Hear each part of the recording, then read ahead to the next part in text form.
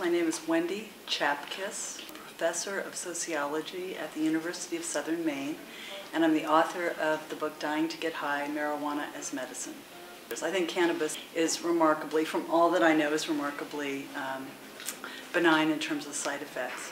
But really, I'm not a medical researcher, I'm a sociologist. I can speak to what patients that I interviewed told me, what doctors I interviewed told me, law enforcement officers, and so forth. The people that I interviewed in the Women's Alliance for Medical Marijuana, which is the first patient-caregiver cooperative in the United States, are a unique group of people because 80% of them are living with terminal illness. So these are the sort of sickest of the sick, and what they told me about cannabis really knocked my socks off. I mean, it seemed to be effective in treating all kinds of physical symptoms, but more importantly and more interestingly for me, and the reason that my book is called Dying to Get High, is they told me that cannabis made end-of-life issues much more tolerable. And that was a part of the story that I found that even the medical marijuana movement wasn't talking about. It was like the high was the elephant in the room. You know, we would talk about ocular pressure or nausea or pain reduction or appetite enhancement. But the fact that people were actually getting high and that that had therapeutic value, at least according to all of the people that I talked to, was kind of the secret story. And so that's the story that I try to tell, at least in part in my book.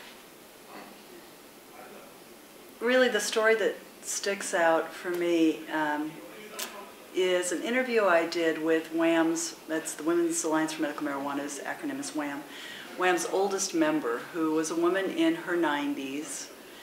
She was in a nursing home, and she told me she had never used cannabis until a friend suggested that it might give her some relief. She was in constant pain. And she said, I smoked, I took a hit, and I felt myself melting. And my caregiver turned to me and said, "Are you all right?" And she said, "Oh my God, I am so all right. I am so all right." And she said it was for the first time in months that she had felt relaxed, like pain wasn't the only sensation. So that was a really memorable one. But probably more interesting and maybe more surprising in some way for me was the way people talked about pain and cannabis. It wasn't just that people said, "Ah, the pain is gone." What people said, the pain is there, but it's not overwhelming. I have some distance from it.